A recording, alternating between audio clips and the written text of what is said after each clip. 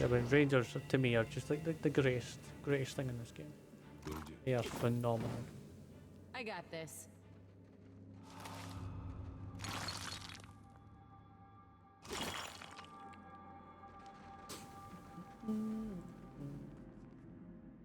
Rode in mid-stride, this grim figure is turned toward the colossal pillar of Adra that dominates the chamber. The ashen corpse outstretched hands rest upon the crystal dull surface. Clenched tightly in the remnants of a fist is a bundle of papers bound together by the leather cord. Several more pages are scattered on the ground at your feet. This one's ashen. Means he ain't got no soul for me to tend to, right? As you peel the papers free, the ashen figure gripping them slouches away, disintegrating into a fine plume of dust. Sarah's notes. Acquired from his corpse are a dense collection of jargon and diagrams. They allude to mechanical and chemical processes used to treat Adra while it is refined into powder. These notes would doubtlessly be of interest to those working directly with luminous Adra. Standing here by a lone figure, you are struck with a feeling of dread. The air around you, the ferry boats of ash and dust. All of it is stagnant and still. The feeling grows worse when you look up at Adra, the sense of no energy flowing into its surface, as though it had been disconnected from the wheel.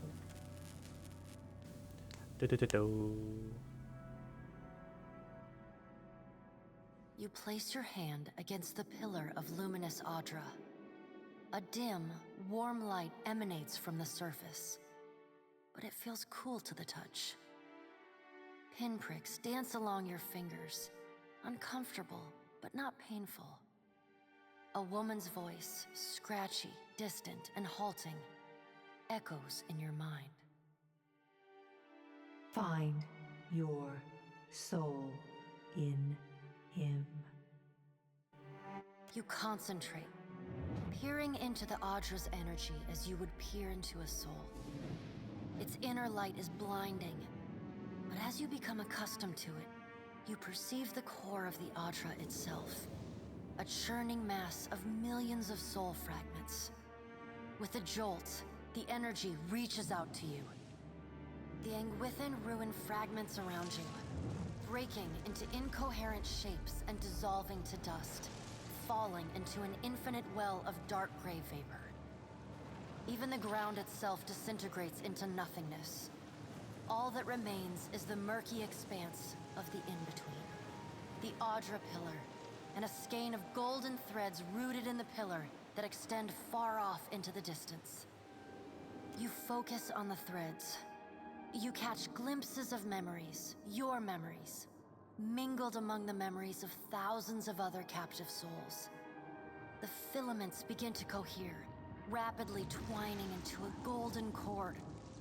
With a muffled crack, the cord ripples outward in a violent wave toward the endless distance. The cord undulates over a space so vast that you lose sight of the wave before it finds its end.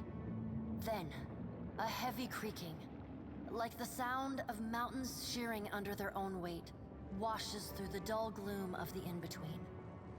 A violent force yanks you along the cord at an incredible speed.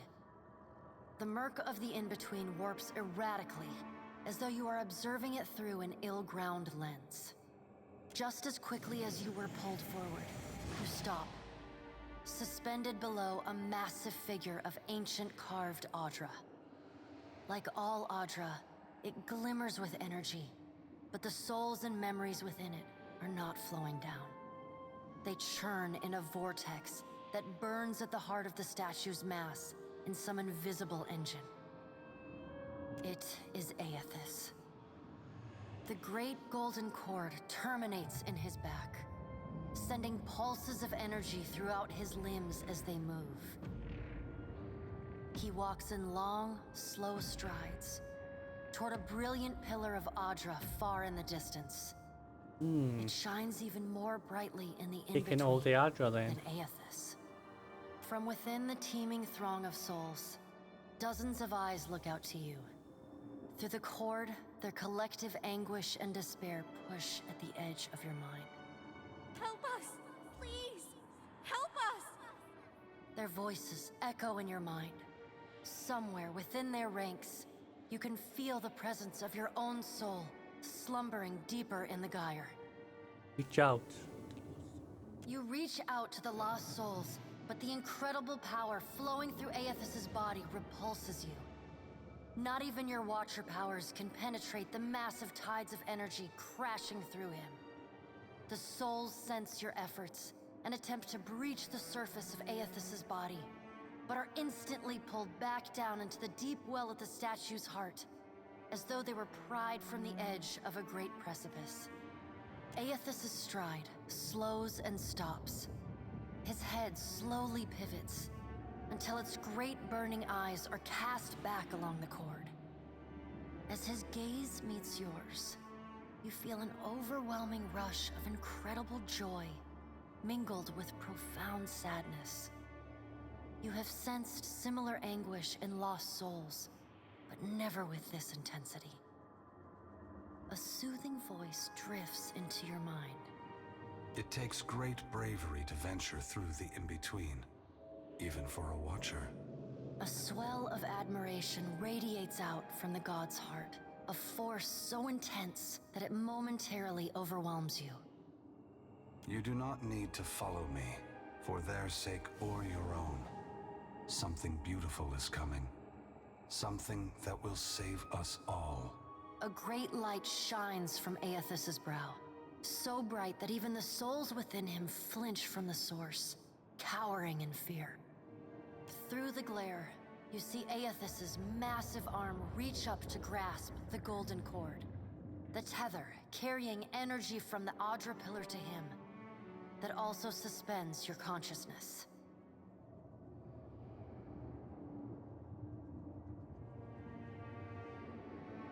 What does that mean? The sun will yet rise, Watcher. You need only wait for its light to come. Aethys yanks on the golden cord, pulling it from his back. The cord tears into filaments that blacken and dissolve to dust. Without pause, he turns to resume his stride toward the distant pillar of Audra, shining on the boundless horizon. You hear the souls within him cry out for just a moment, before your consciousness is snapped away from them. The in-between goes dark. For a second, you feel a mix of nausea and a sensation like spinning and falling. Then the moment ends. Your consciousness has returned to the Angwithan arena. The world is sideways, the Audra pillar upside down. You flinch at the feeling that you're standing on the ceiling. The disorientation overwhelms you and you collapse to your knees next to the luminous Audra pillar. Well, Previously dim and flickering, the pillar now glows with a strong and steady light. You touch the Audra again, but the chill and prickling sensations you felt before are gone, replaced with a comforting warmth, like the embers of a fire that has just lost its flame. as you return to the world, you feel a hand on your back. You alright? Come on, we just got you back. By his tone, you can see genuine concern in the deer's eyes. Even a little. Well, if you're not sure, now I'm worried. Yeah. I've seen you commune with souls of the dead, but this looked altogether different. What happened?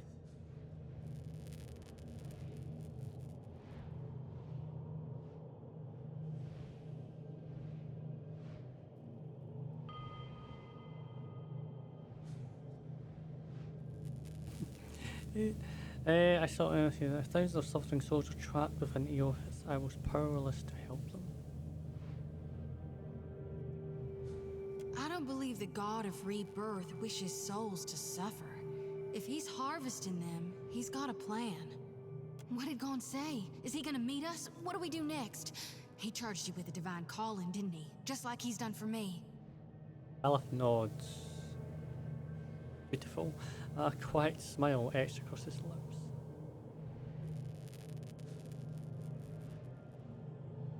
I saw more luminous Adra in his path, but he told me not to follow, that something beautiful is coming. I wonder if he said the same thing to people in Raid Ceres 20 years ago. I wonder what he's after, and why he's been giving me these dreams. The things I've seen, they leave a mark on your soul. Wraps her arms despite the balmy air. I may not know what Gon's got planned for me, but clearly he wanted me to meet you. Like her, do they? I've got it. Okay. Got a level.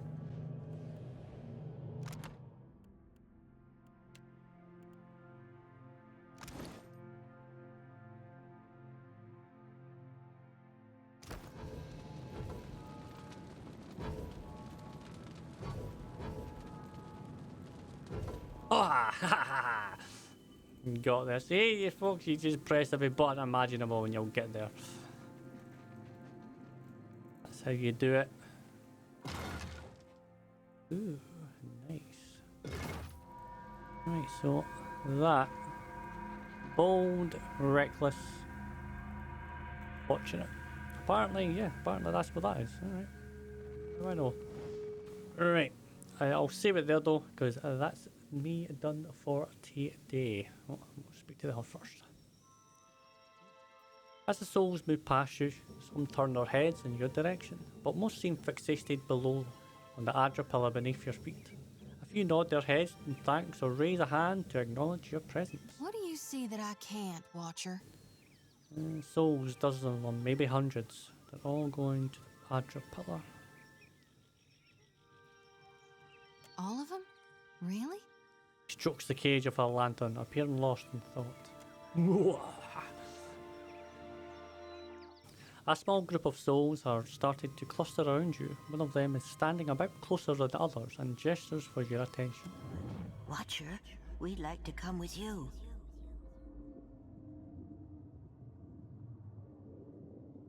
Of course, I'll protect you. You have our thanks. We appreciate that you showed us the way to the Audra. But what if it goes dark, before we reach the beyond? The other souls around you nod in agreement. Can I harvest the souls now? Yes. Thank you for aiding my mission, Watcher. I just knew you'd help me if I followed you. Xoti glides her hands in a series of motions that resemble a martial art or an intrinsic dance. As she slides a circle around the area, she begins swinging her lantern faster and further from her body until a ephemeral light flares from inside. The lure is answered, and several souls change course, drifting past the lantern's cage to disappear. Thank you, Watcher.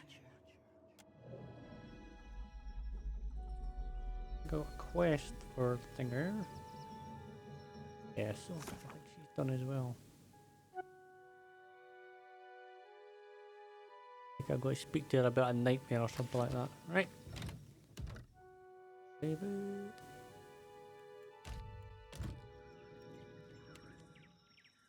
How are you feeling? How are you feeling? Spit trickles a line from her temple to drip from her chin. Her eyes are hazy, far off. Watcher. Slowly she swallows, throat working to bring her voice back, or to keep her meal down. It's nothing but awakened terror. Soon to pass. She shudders hard, coming back to herself. You may want to aim away from our Watcher there if it's gonna pass out of your mouth. Sorry. I know you're going through something there. You could call it something, all right.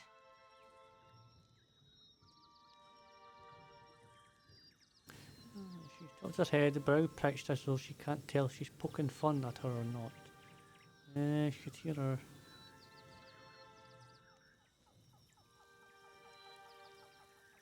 What to talk about? Now, there's no need for that. Unless... Just chin to the right. You see those shambling corpses too? Yep. At her hastily whispered worst, the hair at the back of your neck stands at end. You glance around just to be safe, but there's nothing to be seen. Nothing unusual anyway, even in the direction of Xoti's staring affixed. I don't see anything. Do I see it? I don't see anything.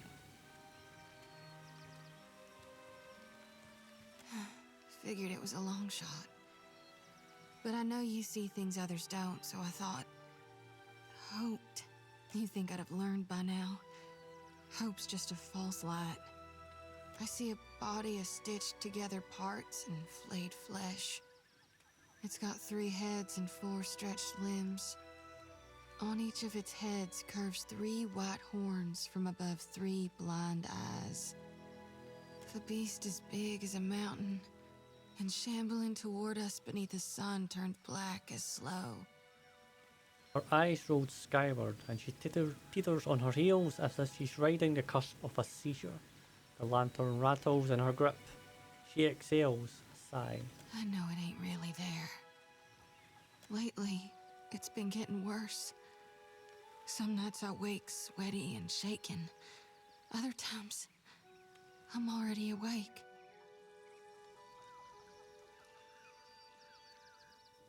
I got my eyes wide open, staring down the darkness, watching one lantern after another flickering out. And every soul looks so ripe, darn near rotten with a need for reaping.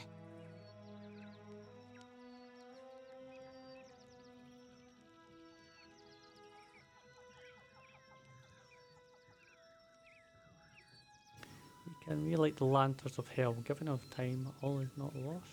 I sure hope you're right, Watcher. 'Cause if you're wrong... Nervously, she jiggles her lantern, eyes lost in the flames. No, I know you're right. Gon's chosen me.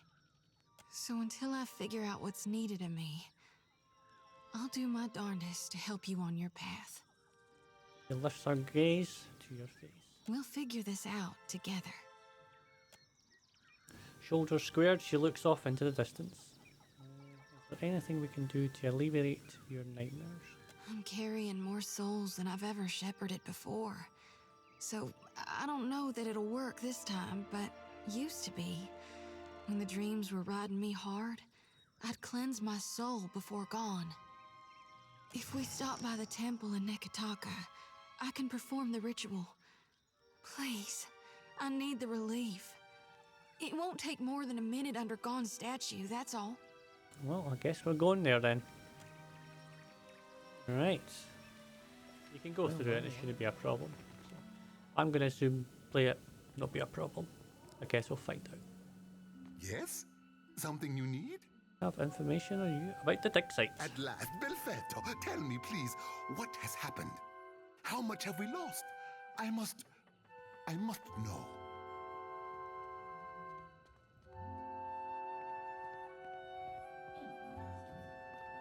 I saw the same destruction Eofa's rock wrecked on Caed Noir. Oderisi is dead, along with most of your animators. And he's gonna go. I see. And the work? Oderisi's notes? Was there nothing of his research? Clario's gaze searches yours, and almost feverishly anticipates. I may as well give it to him. You did. Gods be kind.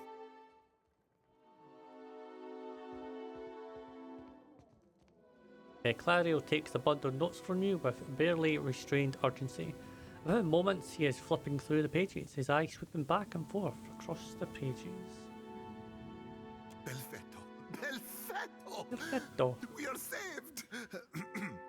Clario lets out a relief almost together laugh, looking up with you with a toothy grin. A grin he hides soon after, beneath a cough and a look of some regret. That is, Oderisi's legacy is not wholly lost. I like to believe the man would find that pleasing. He folds the papers once again and sets his hands over them protectively. You say this is all the work of the Titan, of Eotis, and you still insist on looking for him? He destroyed your ship, killed my people. Would it not make more sense to sail to the far side of the world and away from all this? Oh man, the paladin, eh? I do not turn from my duty. No, that much has been made very plain to me. So be it.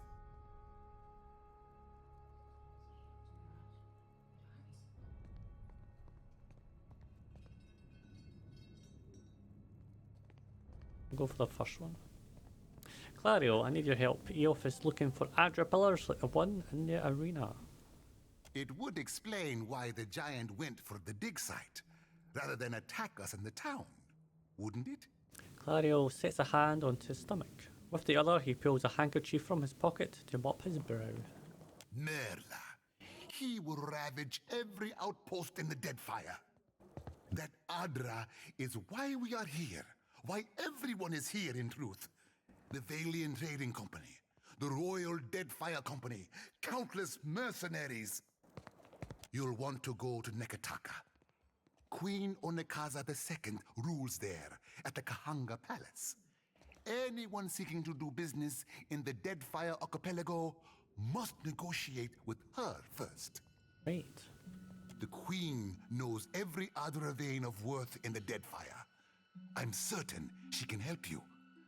That is, if she agrees to see you at all. Who are the Karanga? The most powerful tribe in the region, now that Onekaza II has united a host of them under her rule. Ikawa would disagree, but then Ikawa contents herself with a spit of land and a handful of followers. You promised to help me. I have not forgotten. We will get you to Nekataka, and for that, you need your sheep. I'll arrange it with Ikawa. Between the two of us, I'm certain we can gather the workers we need. Head down to the beach once you are ready to depart. I'll be glad to rid of this place. Thank you for your help. Pompiaco. It is only right. After all you have done for me. I won't keep you further. You have a long and very strange journey ahead. A strange journey ahead. Some advice. After you have had your audience with the Queen, seek out the Valiant Trading Company. They make their headquarters in Nekataka, and the company always appreciates good help. Hey, cooks it.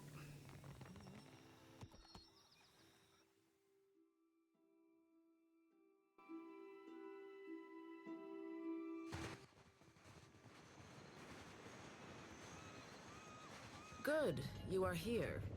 Clario has made good on his promise. We are making ready to free your ship.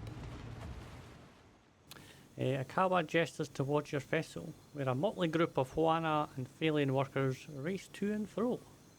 I say still that you are fortunate. The ship was nearly lost, but it will float. For how long, I cannot say. You will wish to find a friendly port with some speed, I think. Do you know where Nikitaka is? So you will go to the great Kahanga city as well. You must sail north for some time, and then a little east. Take care in Nekataka, outsider. It will close its jaws around you, and you will never notice. Come, we will see your Defiant out to sea. Defiant. Live it. Live it. The lesson gained.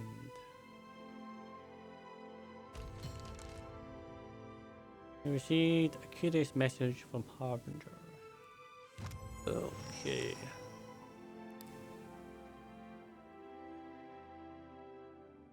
Oh, yeah, I mean, I've already got an injured crew. Oh, that's grand. Quite a lot. So, this missive written in what looks like dried blood on a slice of tanned leather came to you rolled and sealed with a mark of oryx. Literacy, spidery and sharp suggest the sender may have been shivering as they composed it. Most glorious watcher of Cadnoir, I cordially invite you to a feast to be held in your honour. A community of like minds has congregated at Harbinger's Watch, a small outpost located in the southern Deadfire Sea, to witness the dead flow's rapid expansion. Soon ice shall consume all, and Raymond's dominion over dead Eora be unchallenged. We eager anticipate hosting your magnificence with admiration for your many accomplishments. Fatnar, High Harbinger of Dusk. We should address the matter of our ship's resources before we get underway. It saddens me to inform you that we lost several crew and most of our provisions during the storm. However, Port Margé appears to be well supplied, and I expect the recent disaster has left several sailors in want of a ship. I suggest we contract for additional supplies and crew before we return to open water, or our voyage may indeed be a short one. Great. Well, that's lovely. Ship to ship contact. I kind of understand how this works. Well, I wouldn't say I understand, but I've got the gist that it's if you just follow simple rules, you always win. So, okay.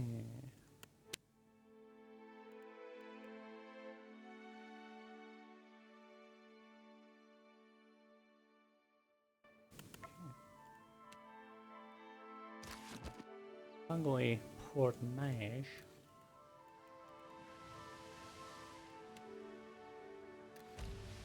Encounter another ship. Lovely. As the Defiant leaves Port Mage behind, you casually observe dozens of other ships coming and going, mostly fishing and trade vessels. One craft stands out, an imposing dhow, repelled with cannons crest into view across the Defiant starboard bow. The flag raised high atop its sails signifies a wish to parley.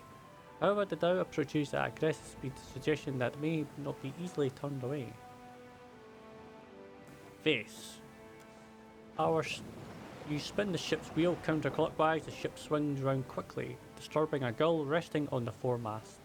The bird voids a white splotch of the deck as signs of its disapproval. You even out the wheel and bear straight towards the dhow. The distance closes quickly, and soon the massive dhow's hull rolls on the waves beside your ship. Boarding plants emerge and are quickly cast onto your ship, along with shouts from its crew notifying that their captain will be boarding. Several well-armed men cross the planks, their eyes watching every inch of your ship. The crowd parts open to make way for their captain, a tall, well-dressed man. He peers at you with one impossible-groomed eyebrow raised. Following behind the captain is stark contrast, strides an unkempt Orlan. A pair of pistols grips protrude from his belt, and he casually twirls a stocky firearm around his index finger. His shaggy face, framed by long cobalt blue hair and a widely braided Curarian beard, makes the crook smirk he directs at you seem almost sinister. Well, this foreboding, I guess.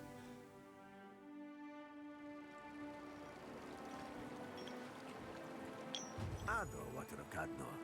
On behalf of the Principes and Patrina, I must request we meet in parley. Broad-shouldered captain hung up tilts his chin in greeting. When he smiles, his left cheek devoids a shallow dimple.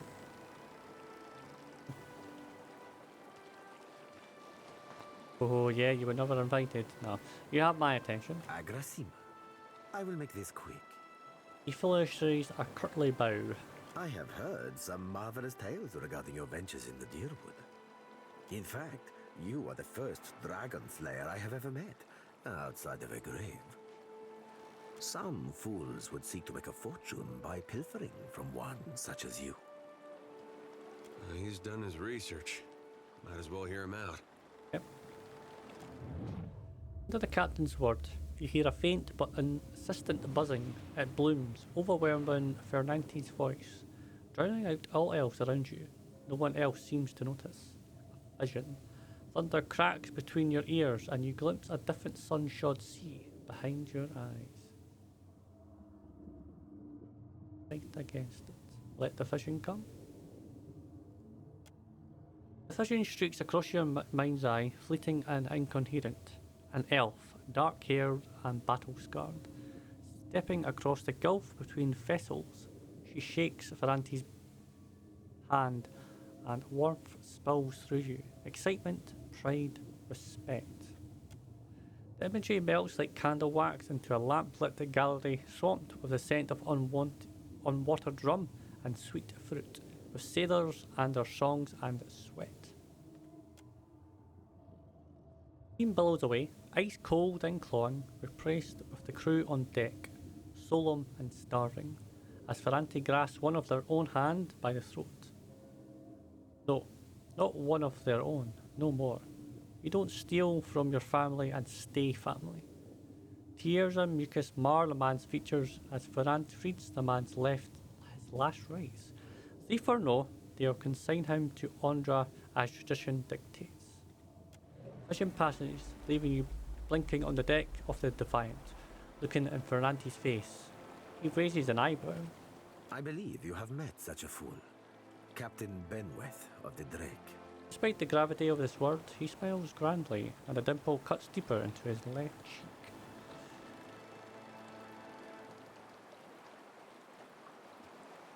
I remember the Drake. I don't remember the Drake. Who's the Drake? Who's Drake? I know a cipher's handiwork when I feel it. Tell yours to stay out of my head. The boot Erlin's mouth falls open. Voxen of Ubildet Merla. Careful, ship hunter. Mind that you do not confuse a useful skill set for a non-expendable one. Ferranti glares at Seraphin. The Orlin steps back, blinking away the rebuke, and peers at you, probing. His yellow-green eyes narrow, unfocused, as if trying to remember something. Then the captain turns and a warm smile back at you. My apologies. Rest assured, it will not happen again. I hope so. Apologies, Captain. Didn't mean it, really.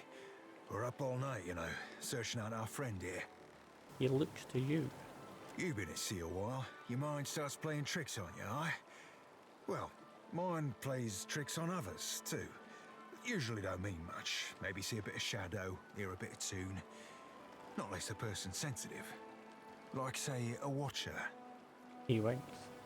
So the Drake is what I got hit by, is it? You say this Captain Berweth is the one who attacked me? Ah, the short-sighted scoundrel has been wreaking havoc in the area for months. He is no son of Velia. I do not fault his ancestry, but he disregards too much the grand heritage we Principi represent. Benweth is the second most selfish captain within the Principi's newest generation. He risks all that we value.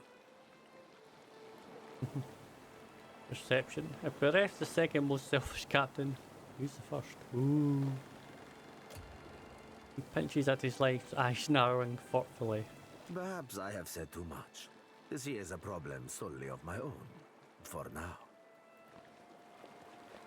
What I said, non-Federian. But I don't know who the Principecci is, so. Wait, who are the Principeccis in Petrera? This is the first you are hearing of us, truly? His brows raise in a show of surprise, but then he smiles, turns sly, and he cants his head as if to include you in a secret. We are a magnificent but largely landless people, so we have come to own the sea. Own the sea? Well, okay. To survive, we must seize prosperity where we can.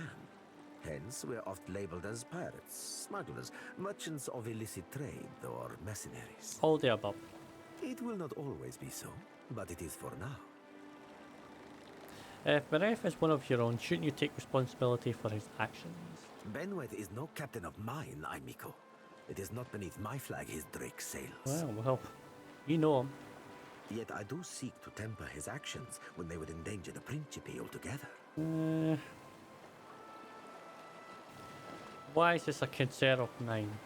Word of Benweth's raid on the Defiant will spread throughout the Deadfire. More fools will seek to prey upon you. A point now. I would suggest you stave off all others by making an example of Benweth. For our teas, do my job for me, friend. Hope you don't die in the effort. The rogue words flick through your thoughts like darters. Not quite your own, but not entirely unlike your own either. Why tell me this? Why would you want to help me? I will be honest with you, Aimiko. Dies heavily. I do not favor Benweth, nor do I care for the company he keeps. Such fools and scoundrels serve only to tarnish the Principe's reputable name. But I believe you will be capable of setting him straight.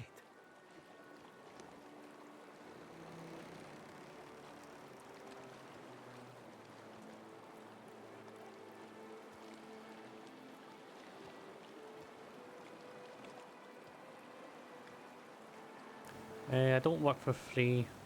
I'll go for insight. I don't work for free. Good humor wipes from his face. I suppose I should expect as much from a man once employed by the dozens. I wasn't working for the dozen. Of course, Amico. Work with me, I was and I will helping weight them. your pockets with gold. When you have dealt with my problem, I will prepare a fine welcome for you at my port. Now, a tip for you. His smile returns twofold, and he nods amicably. Benwet's Drake took damage during the storm. Eventually, he will need to dock for repairs, and when he does, Sereven can find him for you. Ferrante flourishes a hand towards Orling at this side. He is rather an unrefined creature, but he is a most skilled ship hunter, I assure you. Unrefined? Begging your pardon, Captain, but I'd be the fucking model of the gentleman of fortune. Orling scoffs. As for Benwith, that sucker of squid tits be as predictable as the tide. I'd wager all my furriest bits that he'd set sail for Deadlight. Headlights. That would be felicitous indeed, as I believe the traitor Remaro hides there as well. I quite enjoy killing two men with a single bullet.